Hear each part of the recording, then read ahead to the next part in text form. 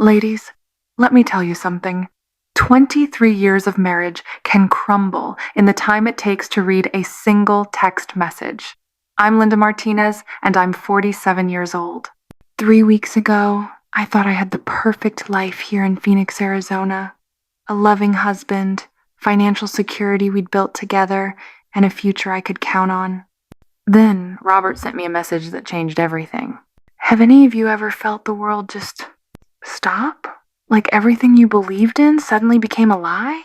That's exactly what happened to me on a sunny Tuesday afternoon while I was organizing our home office, the same office where I'd spent countless hours managing our finances, building our future, making sure we'd be comfortable in our golden years. My phone buzzed, a simple sound I'd heard thousands of times before. But this message, ladies, this message was different. Honey, I moved our money to Madison. She's going to help us get rich. She understands business better than you do. I stared at that screen for what felt like forever. Madison Taylor, the young realtor who'd been circling my husband like a vulture for months. Ladies, pause for a moment here. Have you ever had that gut feeling about someone your husband mentions? That little voice in your head saying, something's not right? Drop a comment and tell me, did you listen to that voice or did you ignore it like I did? Because what I'm about to tell you will show you why trusting your instincts is everything. 26 years old, blonde, ambitious, and apparently now the proud owner of our entire life savings, $340,000 gone just like that. But here's what Robert didn't know. And ladies, this is why I'm sharing this story with you today. He just made the biggest mistake of his life. Because while he thought he was trading in his boring wife for a newer model, he forgot one crucial thing. This boring wife wasn't just good with money. I was exceptional at protecting what was mine. Have you ever felt completely underestimated? Have you ever had someone dismiss your intelligence, your worth, your contributions? Well, buckle up, because what happened next is going to show you exactly why underestimating a woman, especially a woman over 40, is the most dangerous mistake a man can make. Let me back up and tell you how we got here, because this story isn't just about betrayal. It's about something much more important. It's about what happens when a woman decides she's had enough. And ladies, I promise you, by the end of this story, you're going to understand exactly what I mean when I say that karma isn't just real. Sometimes it wears lipstick and knows how to read a legal contract. Robert and I met 25 years ago when I was just 22, fresh out of college with a finance degree and dreams of building something meaningful. He was already established then, working as a sales manager for Henderson Industries here in Phoenix, with that easy charm that made clients trust him instantly. I fell hard for his confidence, his laugh, the way he made me feel like I was the smartest woman in the world. Those early years were magical. We were partners in every sense of the word. Robert brought in good money from his sales commissions, but I was the one who turned those earnings into real wealth. While he was charming clients and closing deals, I was researching investments, building our portfolio, making sure every dollar worked as hard as he did. We bought our first house when I was 24, a modest 3-bedroom in a decent neighborhood. Nothing fancy, but it was ours. I remember standing in that empty living room, looking at Robert, and feeling like we could conquer the world together. He trusted me completely with our finances. You're the brain, I'm the charm, he used to say, kissing my forehead. Together we're unstoppable. And we were unstoppable, ladies. For 20 years, we were the couple everyone envied. While other people our age were struggling with debt or living paycheck to paycheck, we were building something solid. I turned Robert's sporadic sales bonuses into a diversified investment portfolio.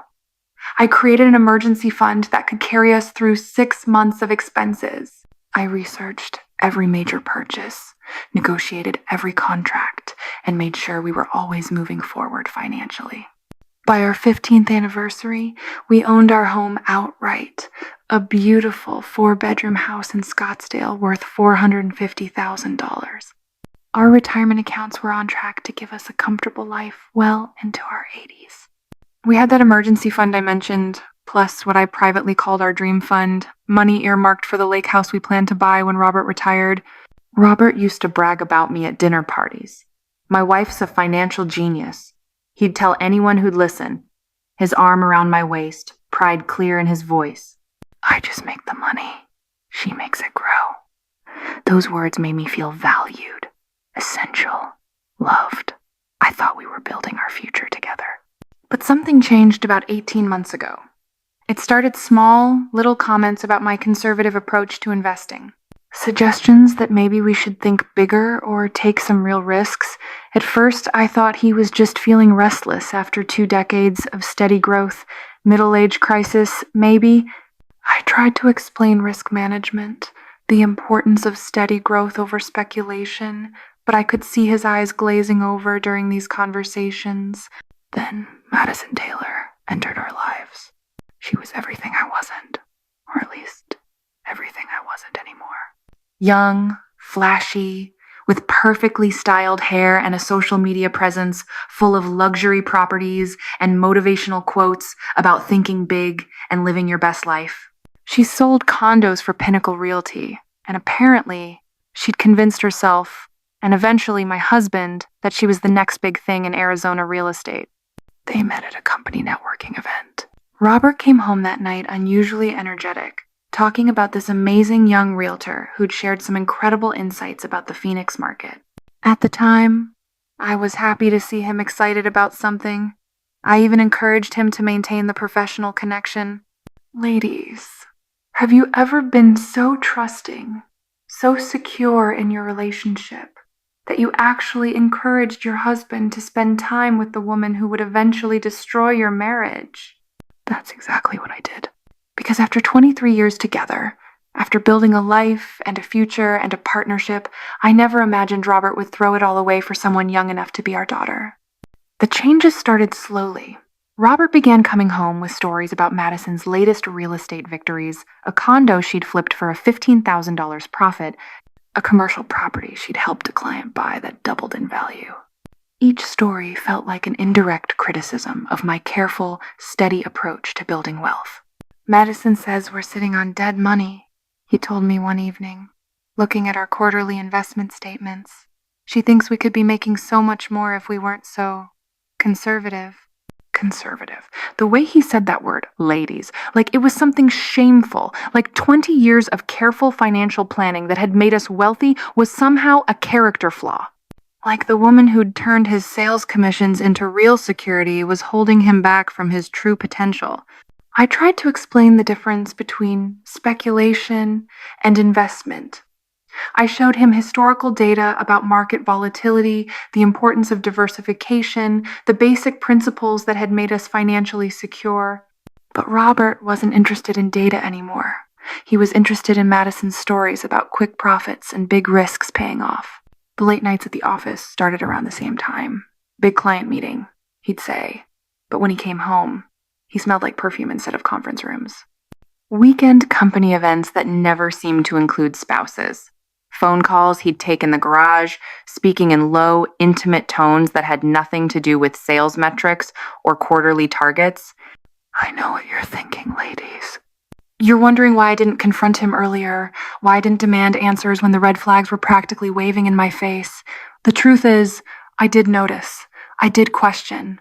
But when you've been with someone for over 2 decades, when you've built a life together, when you've trusted them with everything, you find ways to explain away the warning signs. Maybe he really was working late. Maybe those company events were legitimate. Maybe I was being paranoid, jealous, insecure. Maybe 23 years of marriage had made me too comfortable, too trusting, too naive about what my husband was capable of. But deep down, in that place where women's intuition lives, I knew something was wrong. The way Robert looked at me had changed. Where once I'd seen love and respect and partnership, now I saw tolerance. Like I was a comfortable old chair he was used to but didn't particularly enjoy anymore. The criticism became more frequent and more pointed. My investment strategy was boring. My approach to money was limiting our potential. My careful budgeting was small-minded thinking. Meanwhile, Madison's name came up more and more often in our conversations, always attached to some example of the bold, innovative thinking that apparently I lacked. 3 months ago, Robert suggested we diversify into real estate using Madison as our agent. When I pointed out that we already owned real estate, our beautiful home that was completely paid off, he got frustrated. That's not what I mean, Linda. I'm talking about investment properties, flipping houses, real business opportunities. I researched the Phoenix real estate market thoroughly, as I always did before making any financial decision. The numbers didn't make sense for our situation. Property values were already high, renovation costs were unpredictable, and we didn't have the liquid capital to weather any setbacks without compromising our long-term security. When I presented my analysis to Robert, complete with spreadsheets and market comparisons, he barely looked at it. "This is exactly what I'm talking about," he said, shaking his head. "You see problems with everything. Madison sees opportunities." That conversation was 6 weeks ago. At the time, I thought it was just another disagreement about investment strategy. I had no idea it was actually Robert preparing me for what he'd already decided to do. He wasn't asking for my opinion about real estate investing. He was justifying the decision he'd already made to steal our money and give it to his girlfriend. But I'm getting ahead of myself. Let me tell you about the fishing trip that changed everything. Because, ladies, this is where Robert's arrogance and stupidity really started to shine. He thought he was so clever, so smooth, so much smarter than his boring old wife. He had no idea he was about to discover just how dangerous a boring old wife could be when she finally decided to stop being nice. Should I continue with part 2? This part 1 is approximately 2,500 words and establishes the emotional foundation, introduces the characters in conflict, includes audience interaction questions, and sets up the story structure as outlined in the plan. Ladies, let me paint you a picture of what 23 years of marriage looked like before it all fell apart. Because I want you to understand, this wasn't a bad marriage that was destined to fail. This was a partnership that worked, a love story that lasted over 2 decades, and a financial empire we built together from absolutely nothing. When Robert and I got married in 2001, we had $1,200 in our joint checking account and a shared dream of building something meaningful together. I was 24, he was 26, and we were both hungry for success in our own ways. Robert had natural charisma. He could walk into a room, and within minutes, everyone would be laughing at his jokes and wanting to do business with him. But charm doesn't pay the bills, ladies. That's where I came in. I've always been good with numbers. Even as a little girl, I was the one helping my parents balance their checkbook, figuring out how to stretch the grocery budget, understanding that money wasn't just something you spent. It was a tool you used to build security. My parents were wonderful people, but they lived paycheck to paycheck their entire lives. I was determined that Robert and I would be different. Our first apartment was a tiny one-bedroom place in Tempe, about 20 minutes from Robert's office. The rent was $650 a month, and I remember thinking that was enormous. But I had a plan, ladies. I always had a plan. While Robert focused on building his client base and increasing his sales numbers, I took every extra dollar and made it work for us.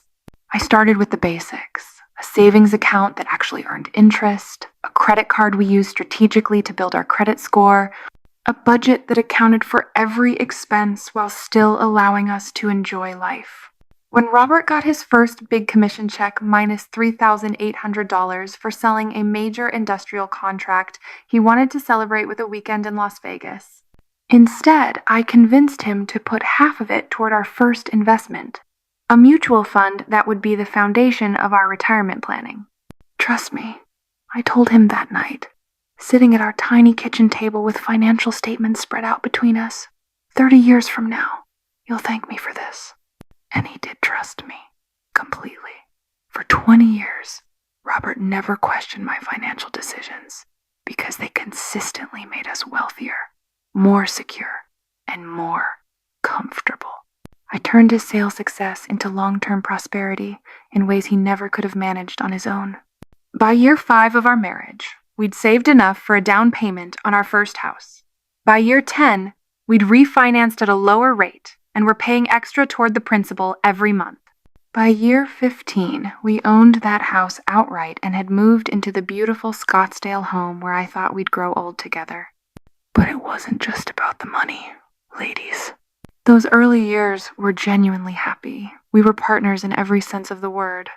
Robert would come home from work excited to tell me about his day, and I'd share my latest research on investment opportunities or tax strategies that could save us money. We'd spend weekends looking at furniture for our growing home, planning vacations that fit our budget, dreaming about the future we were building together. Robert was proud of what we'd accomplished. Ladies, comment below and tell me, do you have a partner who truly appreciates your contributions? Because what I'm about to share will show you the difference between a man who values you and a man who's just using you. And trust me, you need to know which one you have before it's too late. He'd bring colleagues over for dinner and give me full credit for our financial success. My wife's the genius, he'd say, squeezing my hand across the table. I just charm the clients. Linda here makes the real magic happen. The respect in his voice, the genuine admiration. It made me feel like the most important person in his world. We tried for children for several years in our early 30s. When that didn't happen, we channeled our parental energy into building an even stronger financial foundation. Maybe it's meant to be this way, Robert said one night after another disappointing doctor's visit. We can travel more, retire earlier, spoil our nephews and nieces. I appreciated that he never made me feel like it was my fault. Never suggested that our marriage was incomplete without children. Instead, we became the cool aunt and uncle who always had the best Christmas presents, who could afford to help family members through financial emergencies, who seemed to have figured out the secret to a successful partnership. People would ask us for advice about everything from mortgages to marriage. We were living proof that two people who complemented each other's strengths could build something remarkable together. The irony is that our success might have been what ultimately attracted Madison to Robert. By 2023, we weren't just comfortable, we were genuinely wealthy. Our investment portfolio was worth over $800,000. Our house was valued at $450,000 and completely paid off. We had $340,000 in various savings accounts, plus another $150,000 in what I called our opportunity fund. Money set aside for unexpected investments or emergencies. Robert's sales career had flourished over the years. He'd moved from Henderson Industries to a larger company called Pinnacle Commercial Solutions, where he was now a senior sales director making a base salary of $95. Zero plus commissions that typically added another $75,000 to our annual income. We were in the top 15% of earners in Arizona. And unlike many people in our income bracket, we actually kept and grew our money instead of spending it all on lifestyle inflation. I know what some of you might be thinking. Maybe Robert felt overshadowed by my financial expertise. Maybe he resented being seen as just the moneymaker while I got credit for the money management. But ladies, that wasn't how our relationship worked. Robert genuinely appreciated what I brought to our partnership. He'd often joke that he was the engine and I was the transmission. Neither of us could get where we wanted to go without the other. At least that's how it was until Madison Taylor entered our life. Have any of you ladies ever met a woman who just radiated ambition? Not the quiet, steady kind of ambition that builds wealth over decades, but the flashy, look-at-me kind that gets attention and makes promises about quick success. That was Madison. From the moment Robert first mentioned her, I could tell she'd made an impression on him. She's got this energy. He told me after that first networking event, she's only been in real estate for 3 years, but she's already one of the top agents at our firm. She showed me pictures of this condo complex she helped a client flip. They made $40,000 profit in 4 months. I listened politely, but alarm bells were already going off in my head. Not because I was jealous of Madison professionally. I'd met plenty of successful women over the years and was always happy to celebrate their achievements. But there was something about the way Robert described her that felt different. The enthusiasm in his voice, the way he kept bringing her up in conversation over the following weeks, the sudden interest he showed in real estate investing after 20 years of being perfectly happy to let me handle our investment strategy. Madison worked for Pinnacle Realty, which shared some commercial clients with Robert's company. This gave them legitimate reasons to interact professionally, which made it harder for me to voice my concerns without sounding paranoid or controlling. When Robert suggested we meet her for drinks to discuss potential investment opportunities, I agreed. After all, I'd always been the one researching and vetting any financial decisions. It made sense that I'd want to meet this woman who was supposedly going to help us grow our wealth. That first meeting should have told me everything I needed to know. We met at a trendy restaurant in downtown Scottsdale, the kind of place that charged $18 for cocktails and had more atmosphere than food. Madison arrived 20 minutes late, dressed in a white blazer and designer jeans that probably cost more than most people's monthly car payments. She was undeniably attractive, the kind of put-together beauty that takes significant time and money to maintain. Perfectly highlighted blonde hair, professionally done nails, makeup that looked like it had been applied by an expert, but it was her energy that I noticed most. She commanded attention the moment she walked into the room, and I could see Robert straightening up, smiling wider, becoming more animated in her presence. "Linda," she said, extending a perfectly manicured hand. "I've heard so much about you. Robert tells me you're the financial mastermind behind your success." The words were complimentary, but something about her tone felt condescending, like she was talking to someone's grandmother who'd gotten lucky with some investments rather than a woman who'd built genuine wealth through decades of careful planning. During dinner, Madison dominated the conversation with stories about her recent deals: a luxury condo she'd sold to a tech executive, a commercial property she'd helped a client purchase that had appreciated significantly in value, a house flipping project that had netted a substantial profit in just 6 months. Each story was designed to impress, and I could see that they were having exactly that effect on Robert. But here's what bothered me, ladies. None of Madison's stories included any discussion of risk management, market analysis, or long-term strategy. Everything was about quick profits, lucky timing, and bold moves that just happened to work out perfectly. As someone who'd spent 20 years studying markets and understanding the difference between speculation and investment, I knew that sustainable wealth wasn't built on luck and timing. It was built on patience, research, and careful planning. When I tried to ask more detailed questions about market conditions, financing strategies, or risk assessment, Madison would pivot back to success stories and vague talk about thinking bigger and seizing opportunities. It became clear that while she might be good at sales, she didn't have the deep financial knowledge that real estate investing required. But Robert was captivated. He hung on her every word, asked follow-up questions about her deals, and seemed genuinely excited about the possibilities she was describing. When we got home that night, he was more animated than I'd seen him in months. "She's really something, isn't she?" he said, loosening his tie with the kind of energy that usually followed his biggest sales victory. "I mean, some of those deals she's done, we could be missing out on serious money, Linda. Maybe it's time we started thinking outside the box." I tried to explain my concerns. Madison's approach seemed more like gambling than investing. The real estate market in Phoenix was already highly competitive, with property values that left little room for error. Most importantly, we already had a financial strategy that was working beautifully. Why would we risk our security for speculative ventures? But for the first time in our marriage, Robert didn't seem interested in my analysis. "That's the problem," he said, and I could hear frustration creeping into his voice. "You always see the risks, never the opportunities. Madison sees possibilities." Ladies, that conversation was 3 months ago, and it was the beginning of the end of my marriage as I knew it. Because what I didn't understand then was that Robert wasn't just attracted to Madison's investment ideas, he was attracted to Madison herself. And she was smart enough to use his growing dissatisfaction with our boring life as a way to work herself deeper into our relationship. The changes started small. Robert began staying late at the office more frequently, claiming he was exploring collaborative opportunities with Pinnacle Realty. He started dressing differently, more expensive shirts, a new cologne, a gym membership that led to a noticeably improved physique. When I complimented these changes, he'd shrug them off as just trying to stay competitive in the business.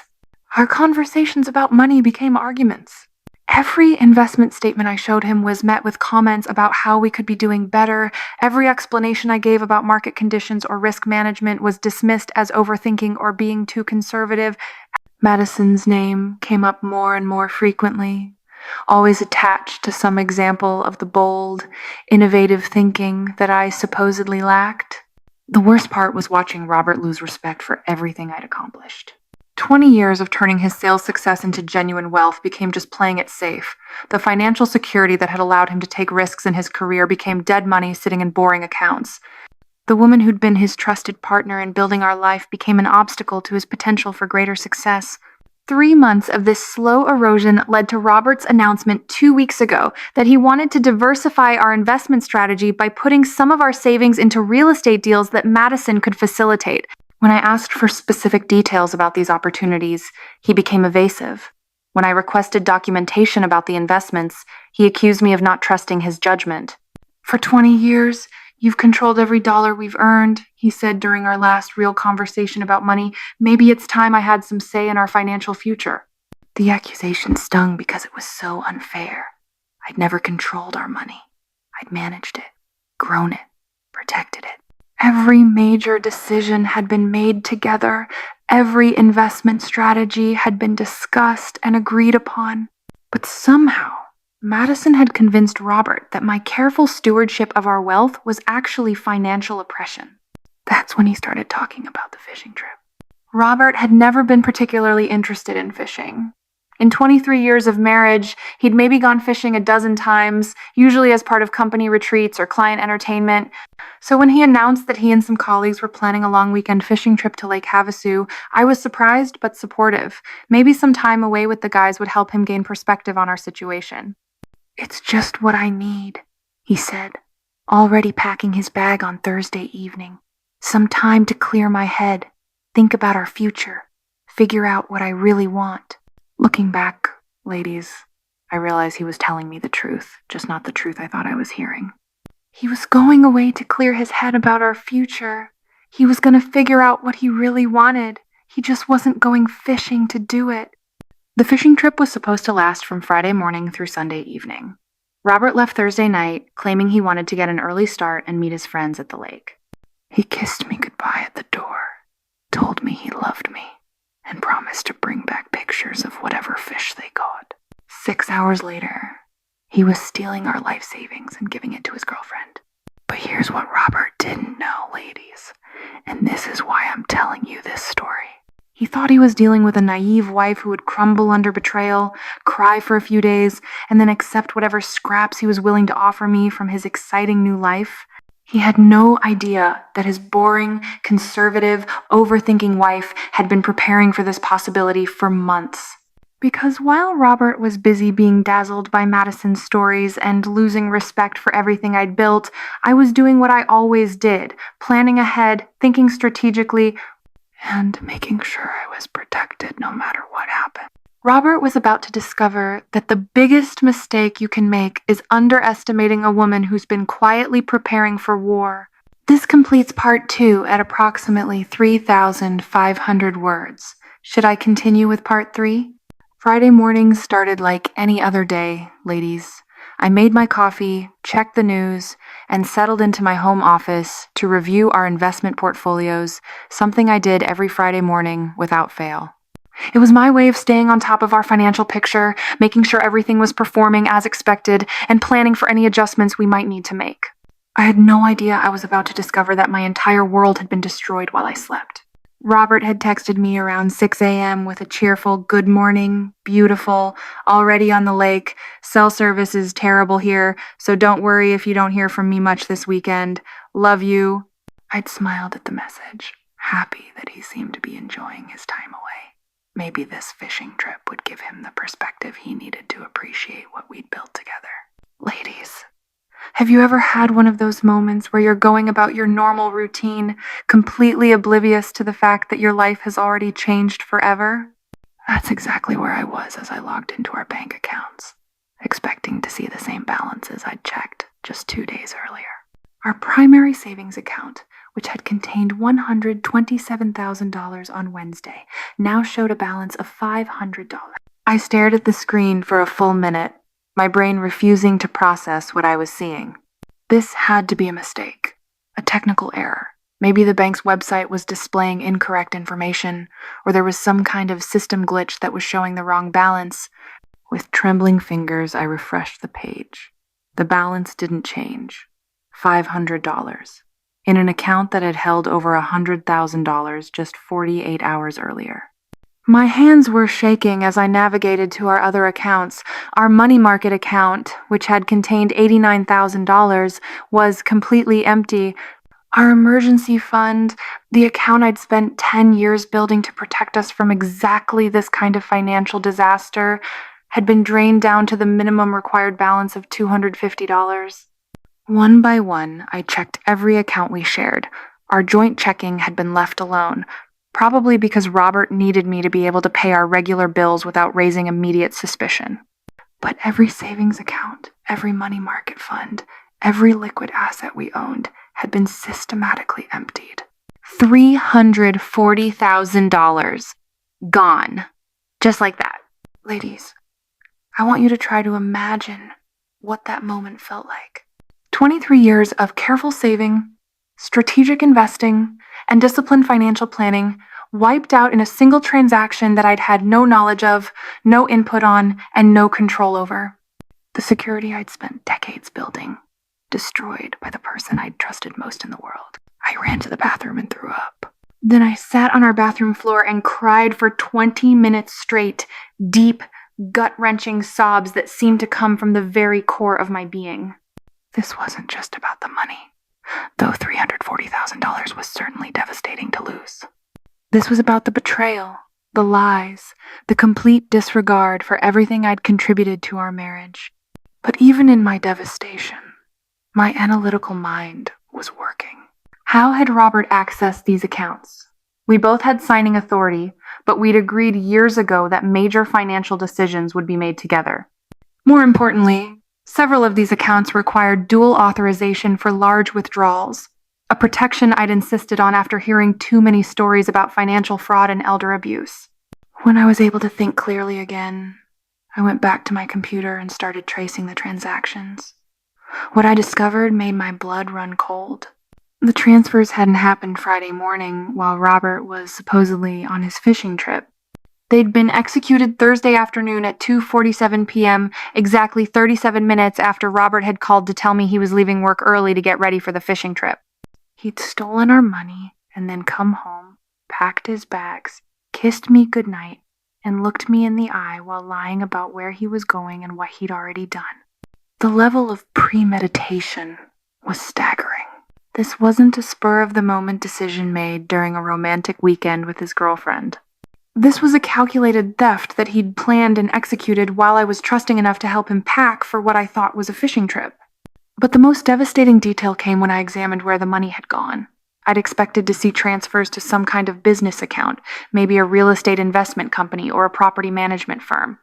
Instead, every single dollar had been wired directly to a personal account belonging to Madison Taylor. Not her business account, not a corporate investment fund, her personal checking account at Chase Bank. Ladies, do you understand what this meant? Robert hadn't invested our money in some risky but potentially legitimate business venture. He'd simply given our entire life savings to his girlfriend. This wasn't even about real estate investing anymore. This was Robert funding his new life with Madison using money that belonged to both of us. I called our bank immediately, my voice shaking as I explained the situation to the customer service representative.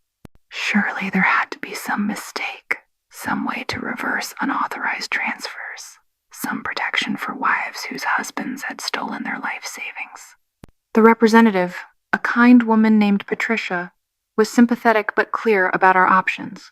Mrs. Martinez, I can see that these transfers were authorized using Mr. Martinez's legitimate access credentials. Since both of your names are on these accounts and he has proper signing authority, the bank cannot consider these transactions fraudulent. However, if you believe financial abuse has occurred, I strongly recommend contacting a lawyer immediately. Financial abuse. The term hit me like a slap in the face. I'd heard the phrase before, usually in the context of elderly people being taken advantage of by unscrupulous caregivers or family members. I'd never imagined it could apply to a successful, educated woman whose husband had systematically stolen her financial security. After hanging up with the bank, I sat in my office chair and stared at our empty accounts for another hour.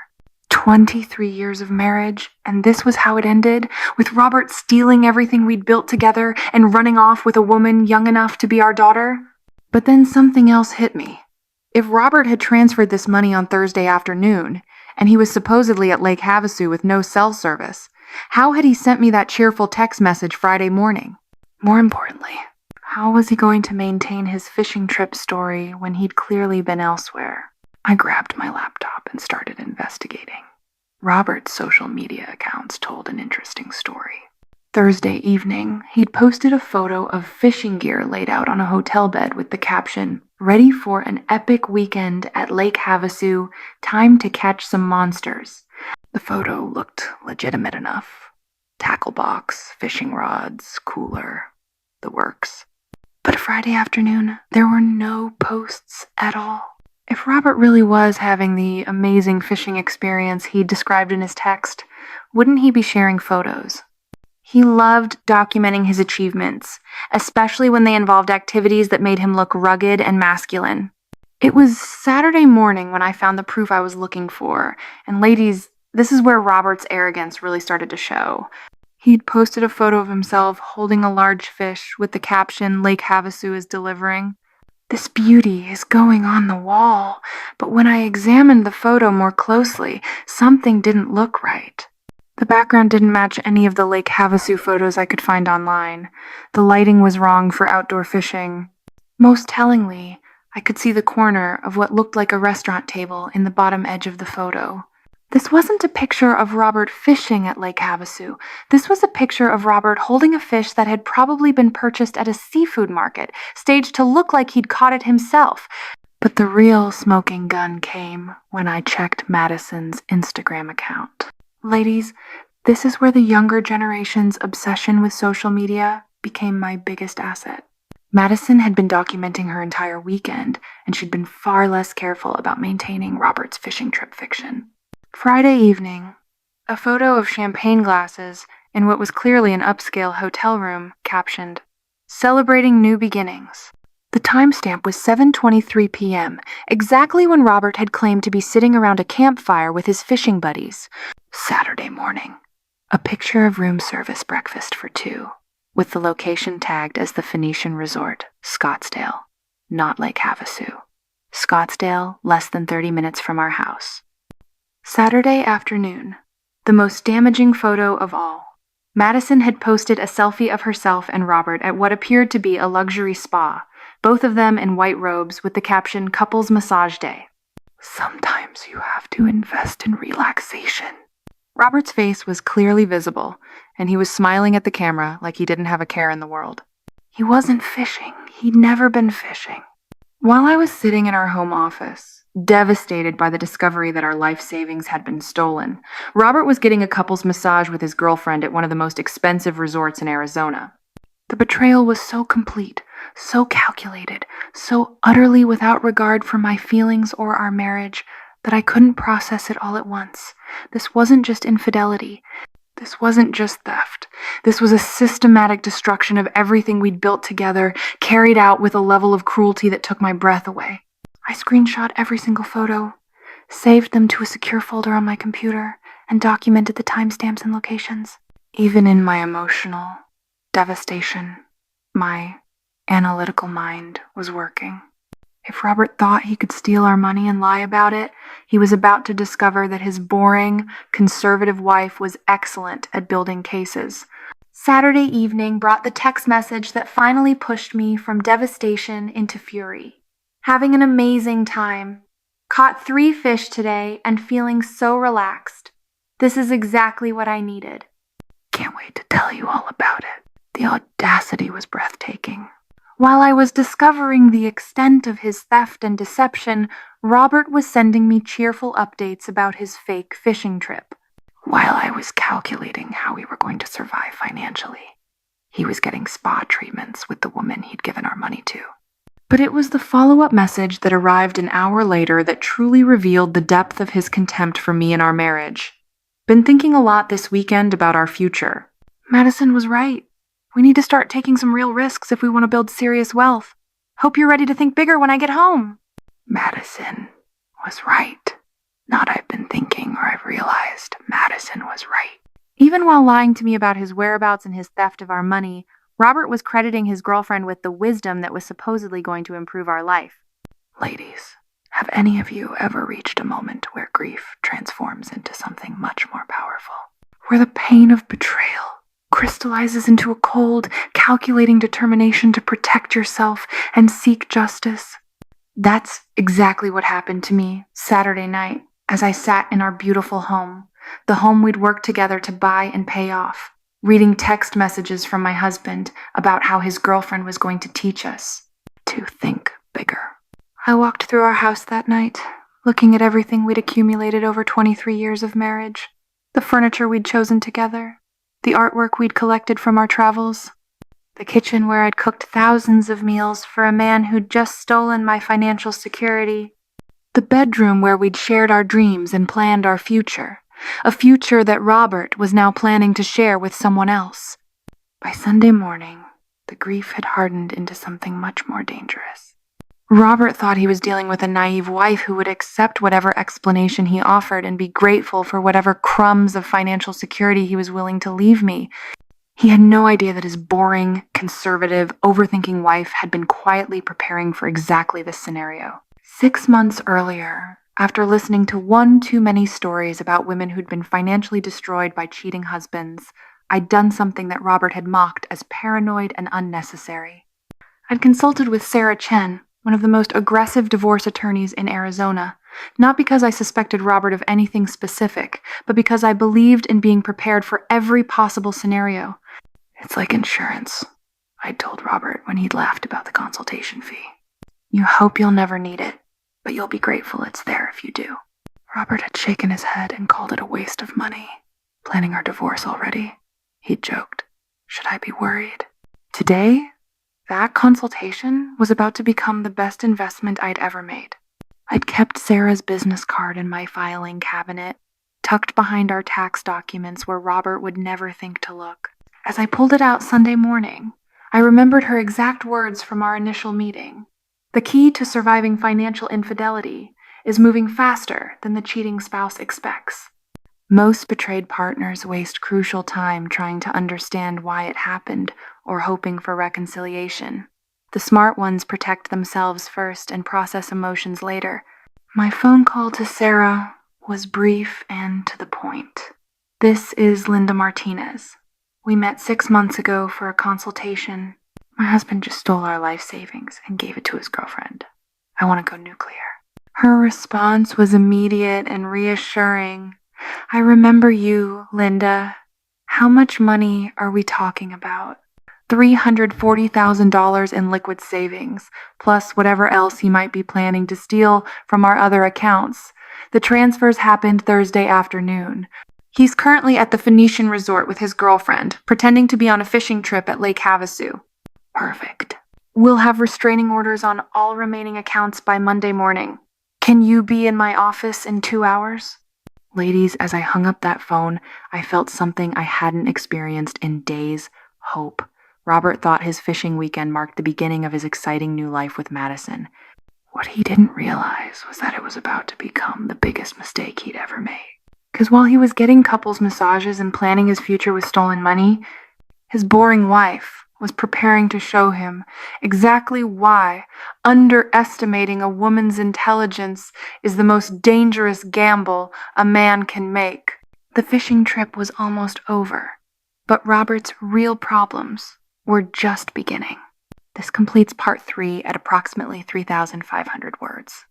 The content maintains the emotional depth while building toward Linda's strategic response, includes audience engagement questions, and sets up the transition to her legal counterattack. Should I continue with part 4? Ladies, have you ever had a moment where you stopped being a victim and became a warrior? Where the pain transformed into power and the betrayal became fuel for something much more dangerous? That's exactly what happened to me Sunday afternoon as I sat in my car outside Sarah Chen's law office, clutching a folder full of evidence that was about to turn Robert's triumph into his complete destruction. Sarah's office was exactly what I remembered from my consultation 6 months earlier. Impressive but not flashy, with the kind of understated elegance that suggested competence rather than desperation for clients. Floor-to-ceiling law books lined the walls, and her desk was organized with the precision of someone who'd built a career on attention to detail and strategic thinking. She was waiting for me when I arrived, having apparently cleared her Sunday afternoon for what she'd already identified as a priority case. Ladies, when a successful attorney cancels her weekend plans to meet with you immediately, that's when you know you're dealing with someone who understands exactly how to turn the tables on people who think they're smarter than everyone else. Show me everything, she said without preamble, gesturing to the chair across from her desk. No small talk, no sympathy, no wasted time, just the focused intensity of a professional who'd seen this pattern before and knew exactly how to respond to it. I handed over my phone with Robert's text messages and opened my laptop to display the banking records I'd compiled.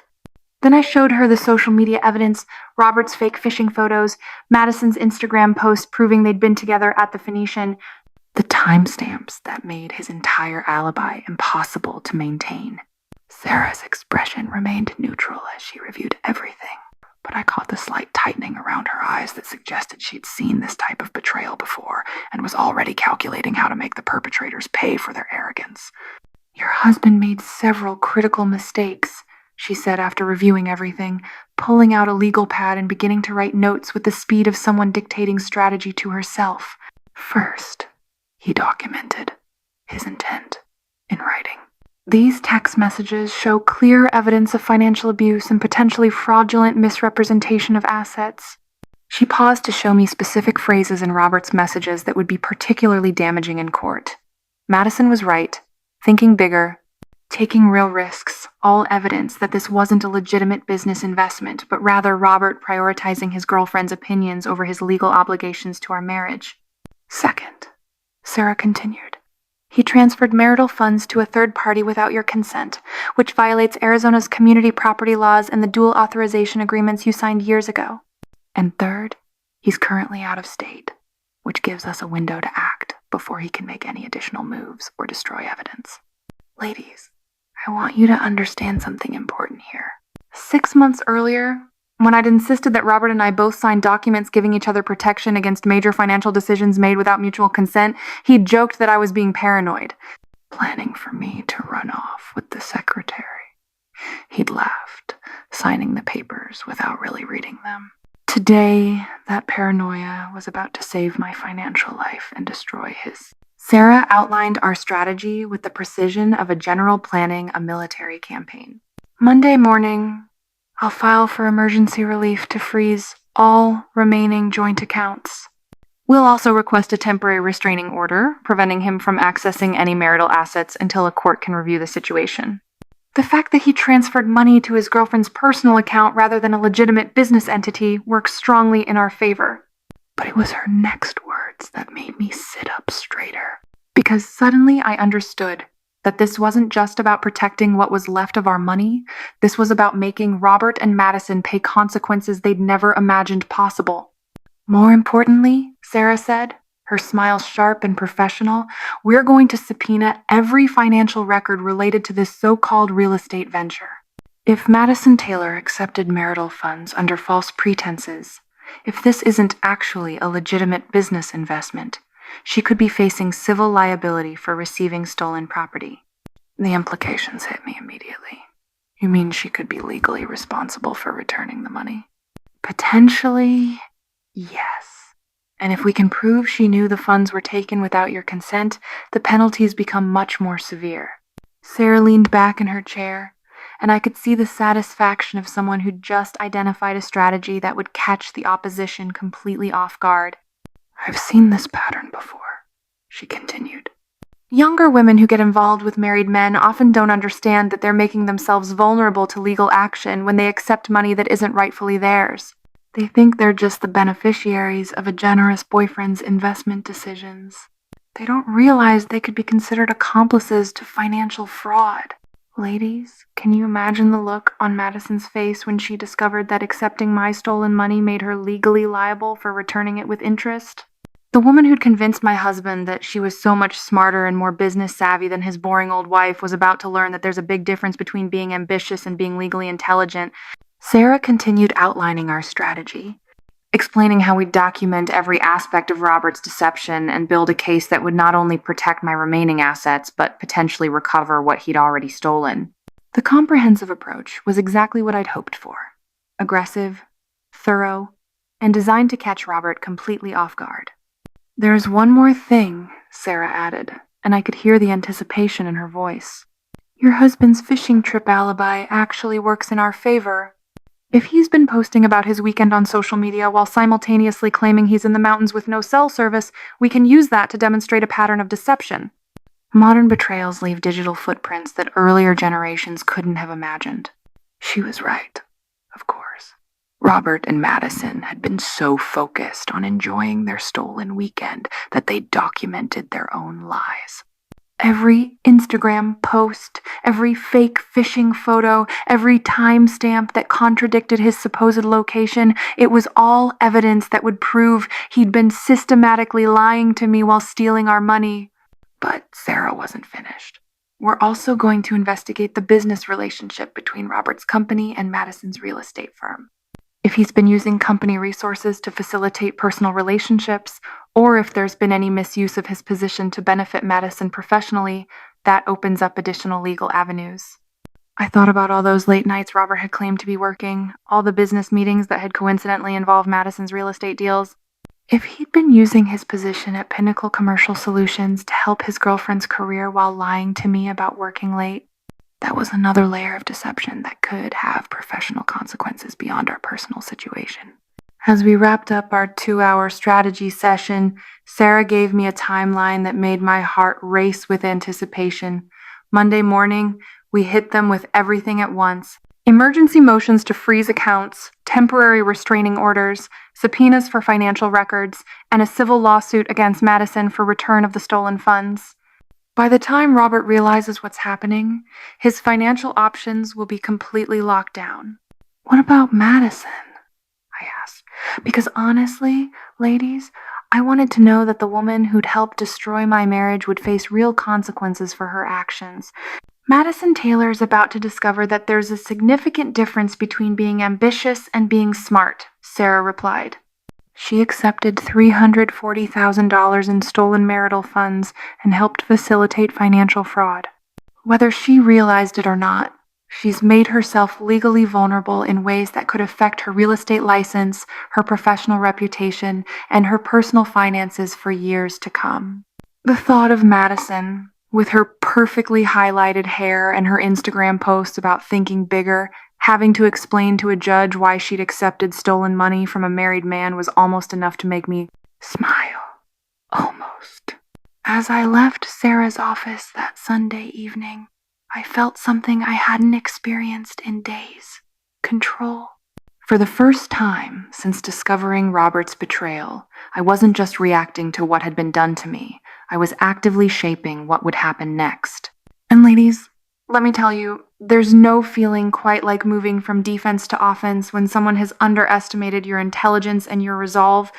I spent Sunday evening implementing the first phase of our strategy. Sarah had given me a checklist of evidence to gather and actions to take before Monday morning, and I approached it with the same methodical precision I'd used to build our wealth over the past 23 years. First, I documented everything. Every bank statement, every transaction record, every text message, every social media post. I created a comprehensive timeline of Robert's deception, cross-referencing his claimed whereabouts with the actual evidence of where he'd been and what he'd been doing. The pattern that emerged was even more damaging than I'd initially realized. This wasn't just about one weekend of lies and theft. Robert had been systematically deceiving me for months, using our shared resources to facilitate his relationship with Madison while gradually moving our money into positions where he could steal it more easily. For example, I discovered that he'd been slowly consolidating our various savings accounts over the past 6 weeks, ostensibly to simplify our finances, but actually to make it easier to transfer large amounts quickly. What I'd seen as reasonable account management had actually been Robert preparing for theft.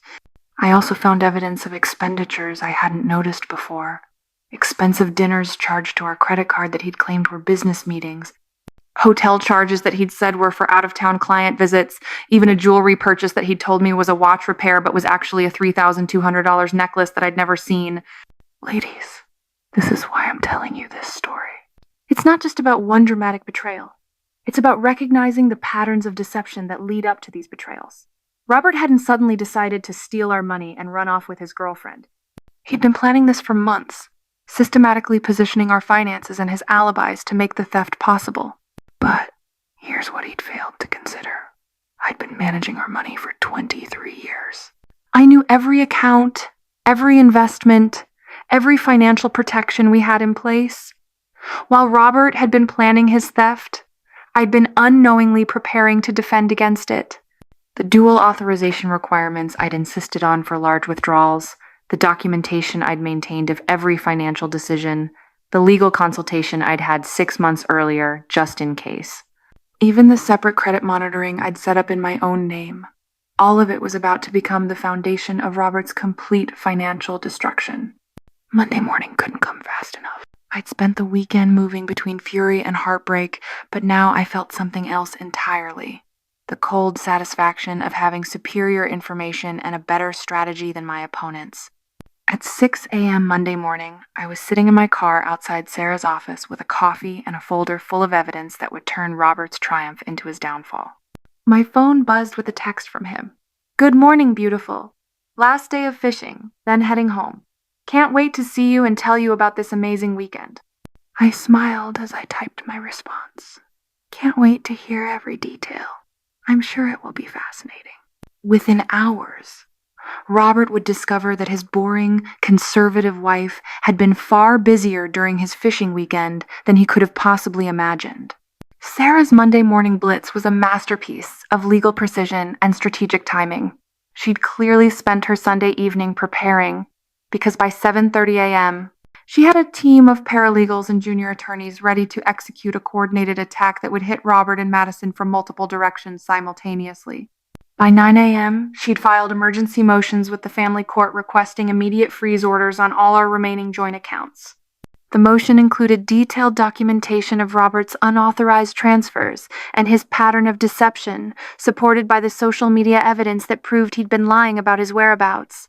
By 10:30 a.m., she'd served Pinnacle Commercial Solutions with a subpoena demanding all records related to Robert's recent time-off requests, expense reports, and any business dealings with Pinnacle Realty or Madison Taylor specifically.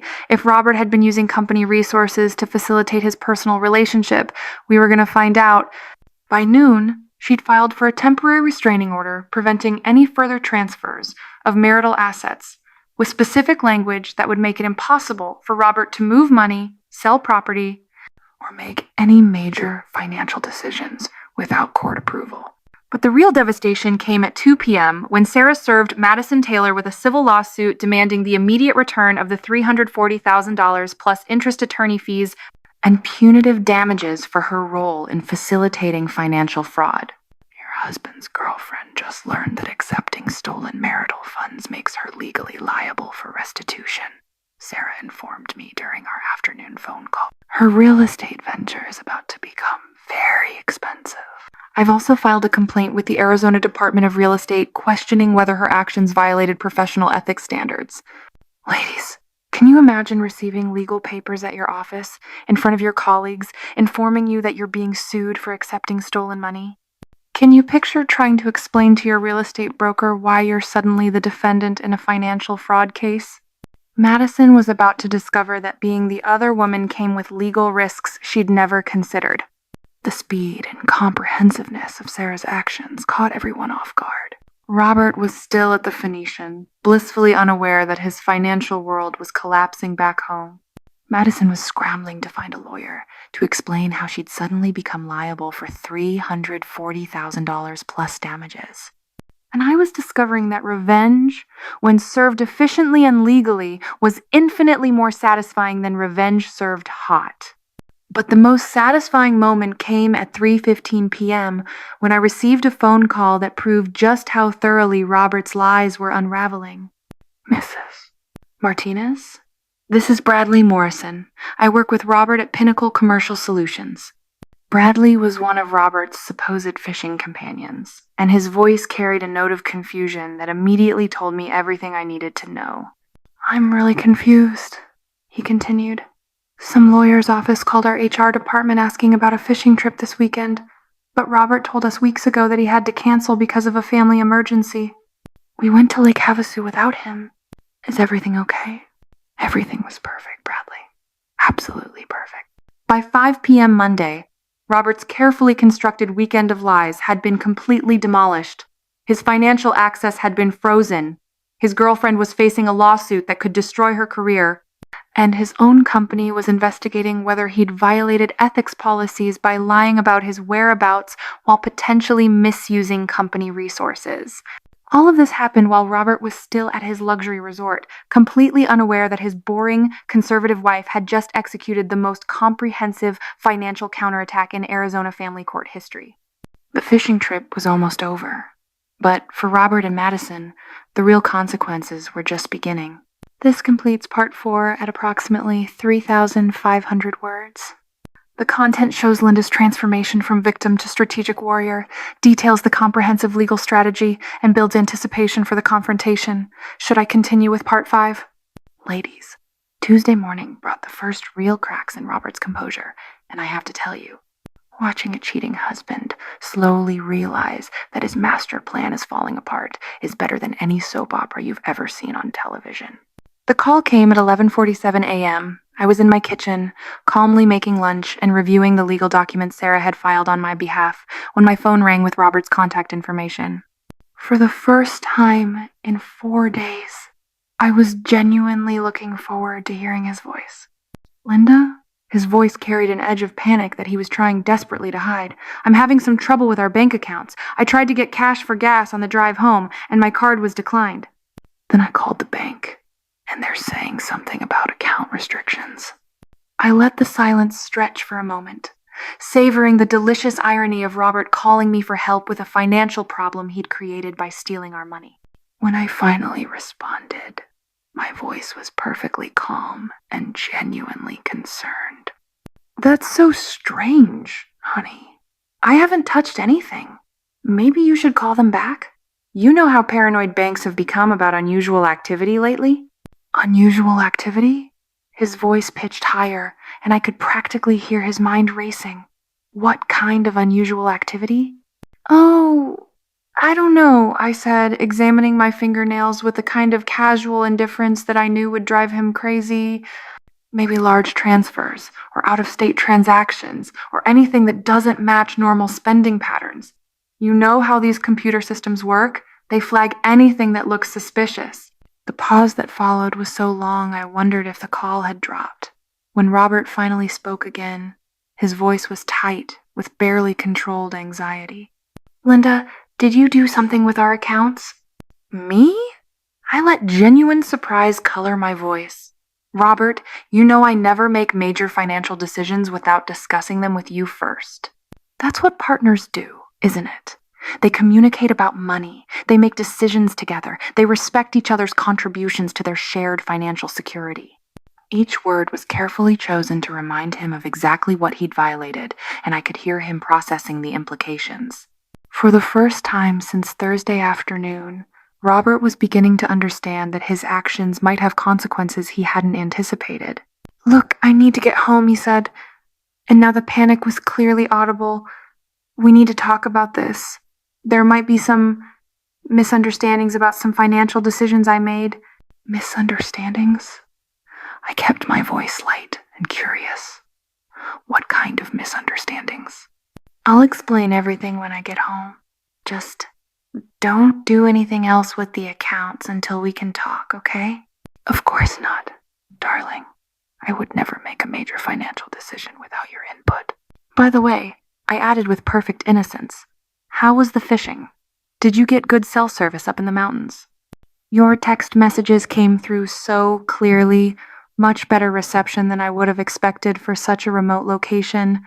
The silence that followed told me he was beginning to understand that his weekend of triumph was about to become something very different. While Robert was panicking about our frozen accounts, Madison was having her own crisis about 3 miles away at the Pinnacle Realty offices. I know this because Sarah had arranged for the civil lawsuit papers to be served at Madison's workplace during their Monday afternoon sales meeting, a timing choice that was both strategically sound and personally satisfying. Sarah called me at 2:30 p.m. with an update that made my entire week. Linda, you're going to love this. Madison Taylor has just retained emergency legal counsel, and according to my contacts at her law firm, she's demanding to know why no one told her that accepting money from married men could make her legally liable for theft. She didn't know? I asked, though honestly, ladies, I was having trouble feeling sympathy for a woman who'd helped steal my life savings. Apparently not. Her attorney is scrambling to understand the legal exposure she's created for herself. The money Robert transferred to her personal account makes her a party to financial fraud, regardless of whether she understood the legal implications. Ignorance isn't a defense when you're accepting six-figure sums from someone else's spouse. But the real satisfaction came from what happened next. Madison's real estate broker, a woman named Jennifer Walsh, who'd built Pinnacle Realty's reputation on integrity and professionalism, was reportedly furious about the legal and reputational risks that Madison had created for the entire firm. Jennifer Walsh called me personally, Sarah continued, and I could hear the satisfaction in her voice. She wants to distance Pinnacle Realty from this situation as quickly as possible. She's concerned that Madison's involvement in financial fraud could jeopardize their business license and their relationships with mortgage lenders. Ladies, this is where Madison's ambition and social media presence started working against her. For months, she'd been posting about her success, her big deals, her luxurious lifestyle funded by what everyone now knew was stolen money. Her professional reputation was built on the appearance of success, and suddenly that success was legally questionable. What does this mean for recovering our money? I asked, because as satisfying as Madison's panic was, I wanted our $340,000 back. It means she's highly motivated to cooperate, Sarah replied. Her attorney has already indicated that Madison wants to resolve this quickly and quietly. A protracted legal battle would destroy her real estate career and potentially expose her to criminal charges. She's going to return the money. Tuesday afternoon brought another revelation that demonstrated just how thoroughly Robert's lies were unraveling. I was reviewing bank statements when my phone rang with a call from Robert's direct supervisor at Pinnacle Commercial Solutions. Mrs. Martinez, this is David Chen, Robert's manager. I hope you don't mind me calling, but we received some legal documents today asking about Robert's recent time off, and I wanted to make sure everything was okay. David was a nice man who'd been to our house for company barbecues several times over the years. He sounded genuinely concerned, which made what I had to tell him even more satisfying. I appreciate you calling. David, the legal documents are related to some personal issues Robert and I are working through. Can you tell me what information they were requesting? Well, they wanted records of his time off requests, his expense reports, and any business dealings he's had with real estate companies. The thing is, Linda, Robert submitted a vacation request for this weekend, claiming it was a family emergency, but the legal papers suggest he was supposed to be on a company-sponsored fishing trip. Ladies, this is where Robert's overconfidence really started to show. He'd been so focused on creating an alibi for me that he'd forgotten to keep his lies consistent with his workplace. To his company, he'd claimed a family emergency to get time off. To me, he'd claimed a company fishing trip. To Madison, he'd obviously presented himself as free to spend a romantic weekend at an expensive resort. David, I think there might be some confusion about Robert's weekend plans, I said carefully. But you might want to review any expense reports he's submitted recently. There could be some discrepancies that your accounting department should be aware of. Discrepancies? Business dinners that weren't business dinners. Client meetings that weren't with clients. Hotel expenses that weren't for business travel. That sort of thing. The pause that followed told me David was beginning to understand the implications for both Robert's employment and the company's expense account policies. Thank you for letting me know, Linda. We'll definitely be looking into this. By Wednesday morning, Robert was in full crisis mode. He called me at 7 a.m. from his hotel room, and this time he didn't even try to maintain the pretense of his fishing trip story. Linda, we need to talk. There's been a misunderstanding about some financial decisions I made, and I need you to help me fix this before it gets out of hand. Fix what, Robert? I was enjoying my coffee and reading the morning news, completely at peace for the first time in days. The account freezes, the legal papers, all of this confusion. I can explain everything, but you need to call off the lawyers and unfreeze our accounts so we can sort this out properly. Call off the lawyers? I let genuine confusion color my voice. Robert, what lawyers? What legal papers? I have no idea what you're talking about. Don't play games with me, Linda. I know you've hired someone. Madison got served with a lawsuit yesterday, and my company is asking questions about my expense reports. This has gotten completely out of hand. Madison got served with a lawsuit? I maintained my innocent tone while internally celebrating. That sounds serious. What kind of lawsuit? She's being sued for the money I invested in her real estate venture, but it's not her fault. I authorized the transfer. She didn't do anything wrong. Ladies, this is where Robert really revealed how little he understood about the legal situation he'd created.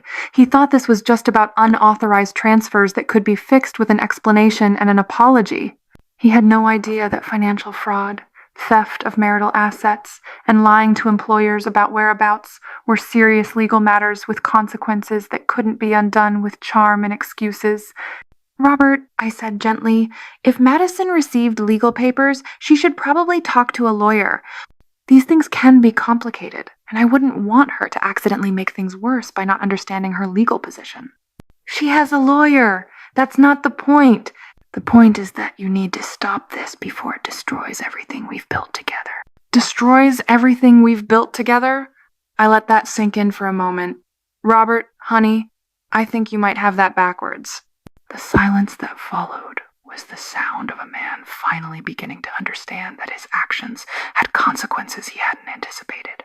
Wednesday afternoon brought the most satisfying phone call of the entire ordeal. Sarah called me at 3:20 p.m. with news that made me smile for the first time in a week. Linda, Madison's attorney, just contacted me with a settlement offer.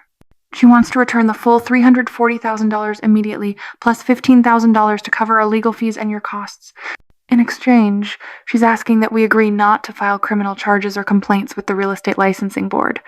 She can return the money that quickly? I asked, surprised that Madison had access to such a large amount of cash. Apparently, she never actually invested it in any real estate venture. The money has been sitting in her personal savings account for the past 5 days, while she and Robert figured out what to do with it. The ambitious real estate deals were all fiction designed to convince Robert to steal your money. Ladies, this revelation was almost more infuriating than the original theft. Robert hadn't even been tricked by a sophisticated investment scam or a believable business opportunity. He'd stolen our life savings for a woman who'd simply asked him for money and told him it was for real estate investing. There had never been any business venture, any investment opportunity, any chance of returns on our money. It was just theft, pure and simple. So Madison basically conned Robert into stealing our money by pretending she had business expertise she doesn't actually possess? That's exactly what happened. And now she's panicking because she realizes that keeping stolen money makes her an accessory to financial fraud, regardless of what Robert told her about having authority to transfer the funds. What do you recommend we do about her settlement offer? I recommend we accept it with some modifications. Full return of the $340,000, plus $25,000 for legal fees and damages, plus a written admission that she knowingly accepted marital funds without proper authorization. That admission will be useful in your divorce proceedings. And what about Robert? Robert's problems are just beginning. The account freezes stay in place until the divorce is finalized. His company is investigating his expense reports and his false time-off requests. And once Madison returns the money, he'll be facing the full consequences of financial fraud without any way to claim it was a legitimate business investment. Thursday morning brought the confrontation I'd been anticipating for days. Robert had finally given up on his fishing trip story and was driving home to face whatever legal and financial disaster he'd created. But he still had no idea how thoroughly his deception had been exposed or how completely his options had been eliminated. I spent Thursday morning preparing for his arrival with the same methodical attention to detail I'd used to build our wealth over the past 23 years. I gathered all the documentation of his theft and lies. I reviewed the legal protections Sarah had put in place. I prepared myself emotionally for what would likely be a combination of denial, anger, and desperate attempts at manipulation. But most importantly, I prepared myself to finally tell Robert exactly what I thought of his betrayal and his complete disregard for everything we'd built together. He arrived home at 2:30 p.m., looking exhausted and defeated in a way I'd never seen before. His expensive fishing clothes were wrinkled, his face was drawn with stress, and his usual confident demeanor had been replaced by something that looked almost like fear. I was waiting in our living room with a cup of tea and a manila folder full of evidence. When he walked through the door, I gestured to the chair across from me without saying a word.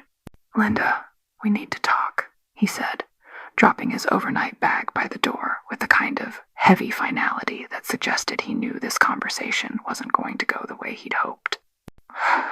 "Yes, we do," I replied calmly. "Sit down, Robert. Let's discuss your real estate investment strategy." The color drained from his face as he recognized the legal documents spilling out of my folder. His fishing weekend was officially over, and his education in the consequences of financial betrayal was about to begin. But ladies, before I tell you about that final confrontation, I want you to understand something important. This story isn't just about one woman's revenge against a cheating husband. It's about what happens when someone underestimates your intelligence, disregards your contributions, and assumes you'll accept whatever treatment they decide to give you. Robert thought he was trading in an older model for a newer one. Madison thought she was getting easy money from a generous boyfriend. Neither of them considered that the boring, conservative wife they were dismissing might be smart enough, prepared enough, and angry enough to destroy them both. The most dangerous person in any conflict isn't the one who screams the loudest or makes the biggest threats. It's the one who stays calm, thinks strategically, and executes their plan with precision. It's the one who turns the enemy's arrogance against them and uses their own actions as weapons. For 23 years, I'd been the person who made our financial success possible. Now, Robert and Madison were about to discover that those same skills could be used to make their financial destruction inevitable. This completes part 5 at approximately 4,000 words. The content shows the legal strategy playing out multiple dramatic revelations and builds toward the final confrontation while maintaining the tone and pacing appropriate for the target audience. Should I continue with part 6? Ladies, there's a moment in every woman's life when she stops being polite and starts being powerful. For me, that moment came Thursday afternoon at 2:47 p.m. when Robert walked through our front door looking like a man who'd finally realized that his clever plan had just destroyed his entire life. He sat down across from me with the heavy resignation of someone who knew he was about to face consequences he couldn't charm, manipulate, or lie his way out of. For 23 years of marriage, Robert had been accustomed to my gentle approach to conflict. I was the woman who discussed, negotiated, and found compromises. He was about to meet a very different version of his wife. "Robert," I said, opening the manila folder and spreading its contents across our coffee table like evidence in a courtroom. "Before we begin this conversation, I want you to understand something very important. Everything you're about to say to me is being recorded on my phone, which is perfectly legal in Arizona as long as one party consents to the recording. I am that party." His eyes widened as he looked at my phone, clearly positioned and obviously recording. "Linda, you don't need to." "Actually, I do need to," I interrupted calmly, "because you've proven that your word means absolutely nothing. You've lied to me about where you were, what you were doing, and what you did with our money. So from now on, everything needs to be documented."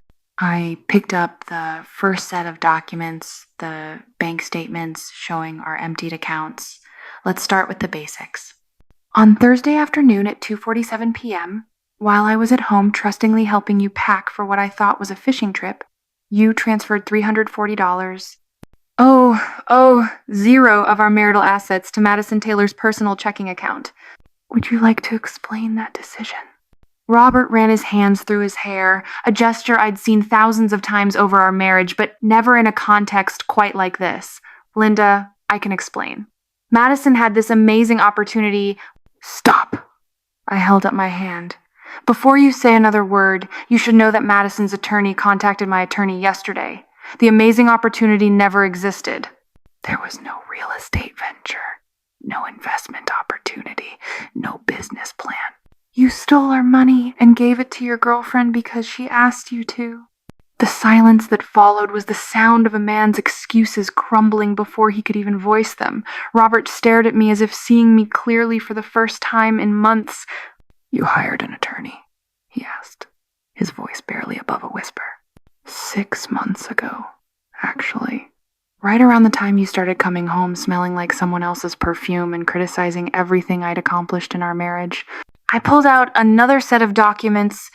Here's something interesting, Robert.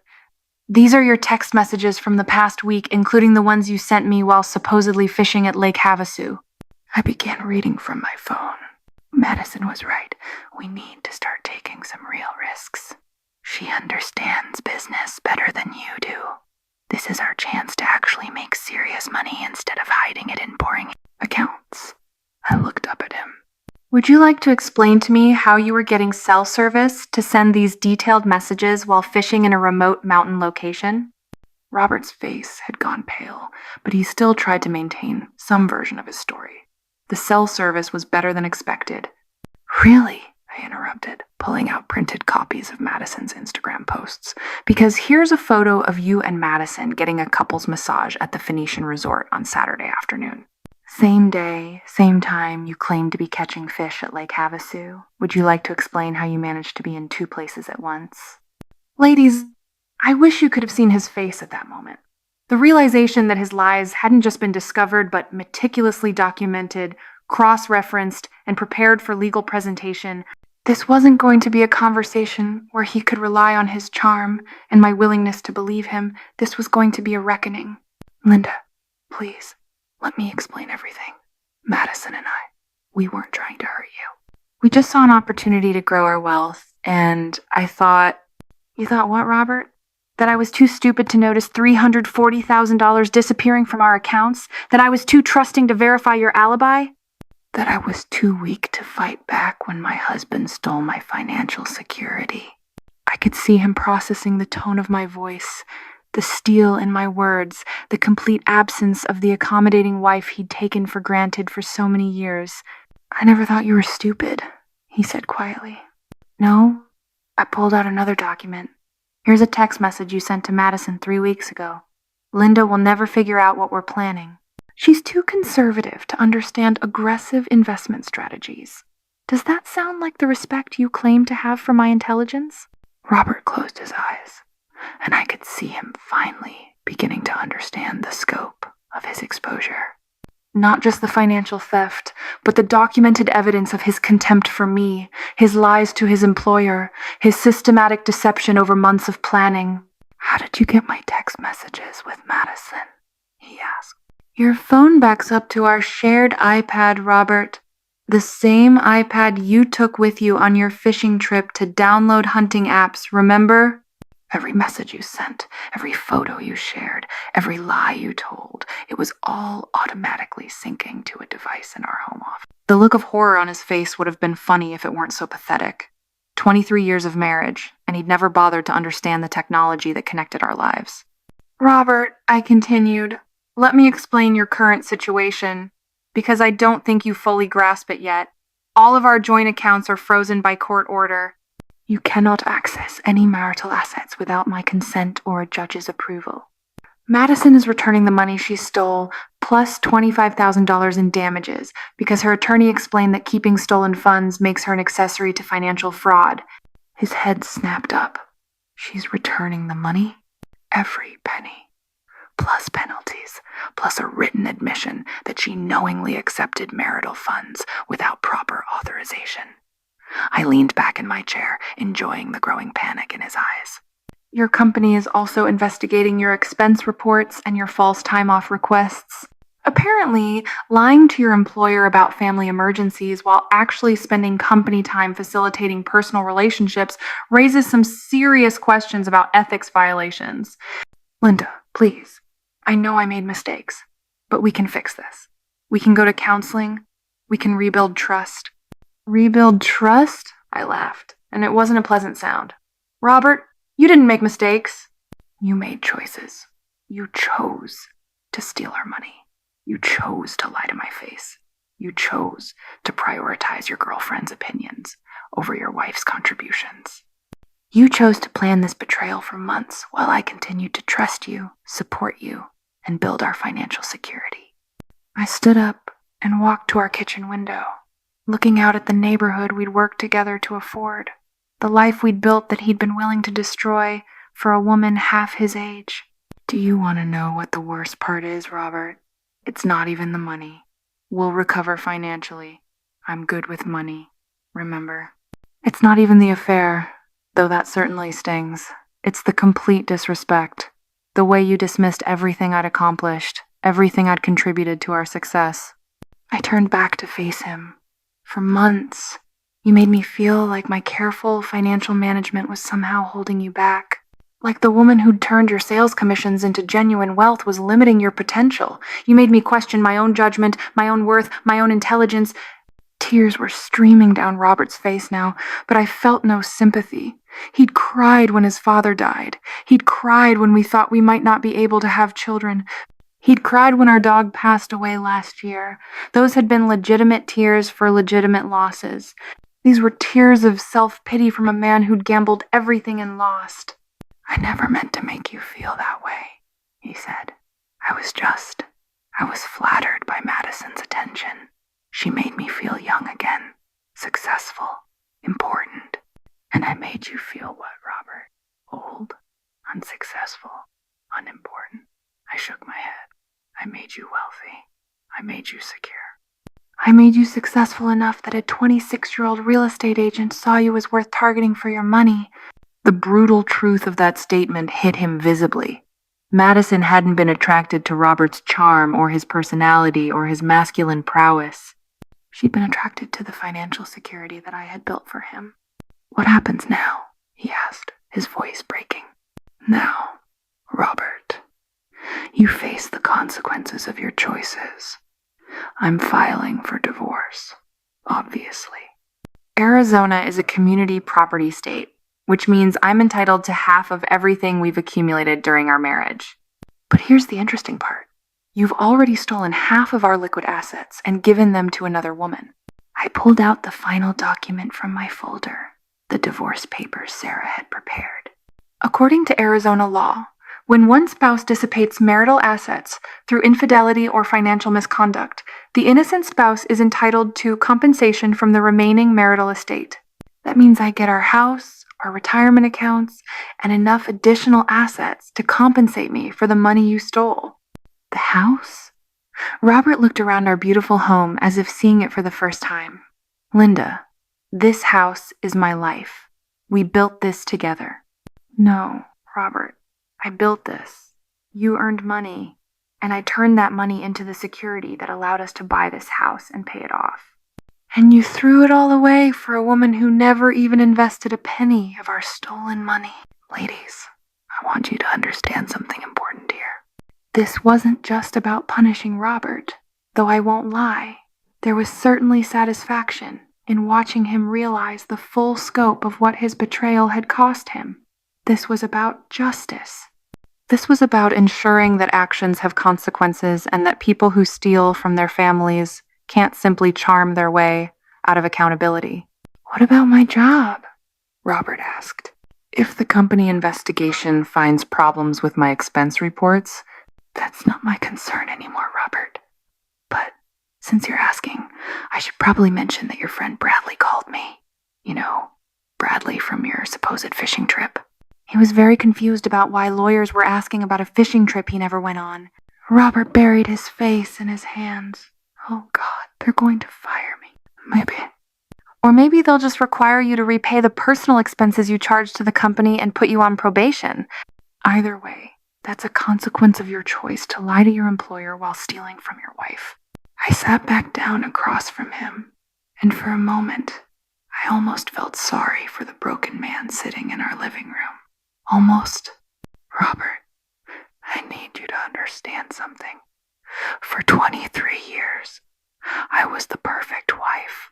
I supported your career. I managed our finances. I built our security. I made your life comfortable and successful. I was loyal, trustworthy, and dedicated to our partnership. I paused to let that sink in. You had a wife who made you wealthy, who never questioned your judgment, who trusted you completely, and you threw all of that away for a woman who saw you as a mark to be conned. Do you understand how breathtakingly stupid that was? I know, he whispered. I know, and I'm sorry. I'm so sorry, Linda. I'm sure you are sorry, Robert. You're sorry you got caught. You're sorry your plan failed.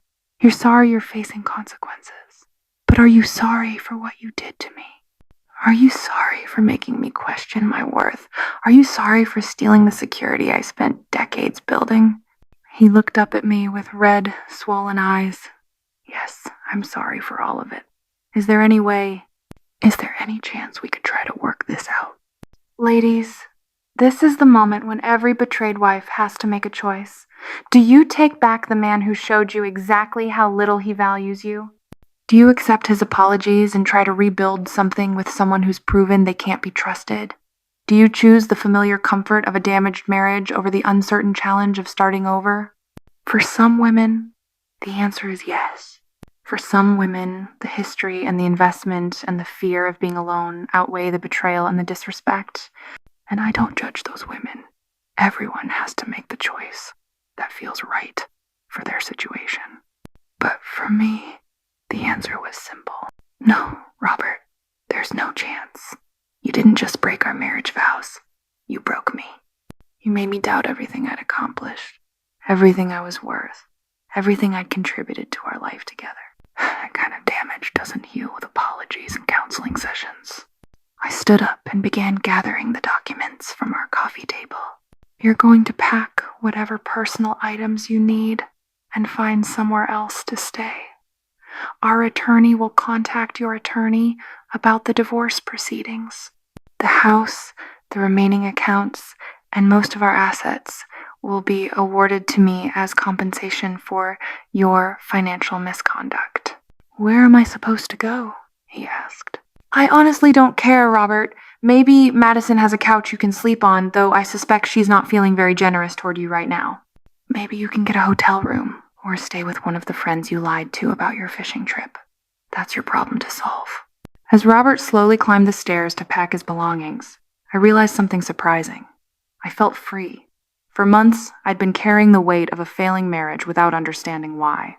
I'd been questioning my own judgment, wondering if I was too conservative, too boring, too set in my way. Now, I understood that the problem had never been me. The problem had been Robert's complete disregard for everything I brought to our partnership and his willingness to destroy our life together for the temporary thrill of being desired by a younger woman. But ladies, here's the most important part of this story. I didn't just survive Robert's betrayal. I thrived because of it. 6 months later, I'm writing this story from my home office. The same office where I discovered Robert's theft, but now it's decorated exactly the way I want it, with financial documents that belong entirely to me. The divorce was finalized 3 months ago, and as I'd predicted, I was awarded the house, the majority of our assets, and enough additional compensation to replace everything Robert had stolen. Madison did indeed return the full $340,000 plus damages, though not without consequences. Her real estate license was suspended for 6 months pending an ethics investigation, and her reputation in the Phoenix market was severely damaged by the publicity surrounding the case. The last I heard, she'd moved to Tucson to start over with a different brokerage firm. Robert was fired from Pinnacle Commercial Solutions after their investigation revealed 3 years of falsified expense reports totaling over $15,000 in personal charges. He's currently working for a much smaller company at about half his previous salary, and from what I understand, he's renting a studio apartment near the airport. But the most satisfying outcome isn't about their punishment, it's about my transformation. For 23 years, I defined myself through my merit. I was Robert's wife, the woman behind his success, the financial manager of our partnership. When that marriage ended, I discovered something wonderful. I wasn't just good at building wealth for a couple. I was exceptional at building wealth for myself. The money Robert stole and the assets I was awarded in the divorce have been invested more aggressively than I'd ever dared when I was managing our joint finances. Without Robert's constant criticism of my conservative approach, I've been free to implement strategies that have grown my portfolio by 23% in just 6 months. I've also started a financial consulting business for women going through divorce, helping them understand their assets, protect their interests, and plan for their financial independence. It turns out that 23 years of financial management experience, combined with the hard-won knowledge of how to protect yourself from financial abuse, makes for a very valuable skill set. But beyond the financial success, I've rediscovered who I am as an individual. I've traveled to places Robert never wanted to visit. I've redecorated my house, in colors and styles that reflect my taste rather than our compromised taste. I've made new friends, pursued new interests, and remembered what it feels like to be valued for my intelligence rather than tolerated for my usefulness. Ladies, I know that some of you watching this are dealing with your own situations involving disrespectful partners, financial insecurity, or relationships where you feel undervalued. I want you to understand something crucial. You have more power than you realize. Whether you're 25 or 65, whether you've been married for 2 years or 40 years, whether you're dealing with infidelity or just general disrespect, you have the ability to change your situation. You have the right to be treated with dignity. You have the intelligence and strength to protect yourself and build a better life. The key is preparation. Understand your finances, know your legal rights, document everything, build your own credit history, maintain your own skills in professional relationships. Don't let anyone convince you that you're too old, too set in your ways, or too dependent to start over. But most importantly, never let anyone make you feel small. Robert spent months convincing me that my contributions were boring, that my approach was limiting, that my intelligence was inferior to his girlfriend's ambition. It was all lies designed to make me compliant while he destroyed our life together. The truth is that the woman who built our wealth was the same woman who had the strength to fight for justice when that wealth was stolen. The careful planning that made our marriage financially successful was the same careful planning that made my divorce victory inevitable. The intelligence that Robert had dismissed as conservative was the intelligence that protected me when his recklessness destroyed everything. As I finish telling you this story, I want you to remember something. Revenge isn't just about punishment. Real revenge is about proving that they underestimated you. It's about showing them that the person they dismissed was actually the most dangerous opponent they could have chosen. Robert thought he was trading up when he chose Madison over me. Madison thought she was getting easy money from a generous older man. Neither of them considered that the boring wife they were dismissing might be smart enough, prepared enough, and angry enough to destroy them both. They learned the hard way that the most dangerous person in any conflict isn't the one who screams the loudest or makes the biggest threats. It's the one who stays calm, thinks strategically, and executes their plan with precision. Ladies, don't ever let anyone convince you that you're not strong enough, smart enough, or valuable enough to demand the respect you deserve. And if they do betray that trust, remember that the best revenge isn't getting mad, it's getting even, getting everything, and getting on with your life. Thank you for listening to my story. I hope it reminds you that no matter what challenges you're facing, you have the power to write your own ending. And trust me, when you're dealing with people who've underestimated you, that ending can be absolutely devastating for them. This completes part 6 at 4,000 words, bringing the total to approximately 20,000 words across all 6 parts. The conclusion provides justice, transformation, empowerment themes, and practical advice while maintaining the tone and pacing appropriate for the target audience of women 60 plus on YouTube. Ladies, we've reached the end of this incredible journey together, but your journey is just... If this story taught you anything, let it be this. You are not too old to start over. You are not too set in your ways to demand respect. You are not powerless, no matter what anyone has told you. Robert thought he was so clever, stealing from a boring wife who would just accept whatever he decided to give her. Madison thought she was getting easy money from a generous older man. They both learned the hard way that the most dangerous opponent you can face is a woman who's been underestimated. But this isn't just my story. It's a reminder of what you are capable of when you decide you've had enough. Before you go, I need 3 things from you. First, if this video helped you, changed your perspective, or gave you strength, hit that like button.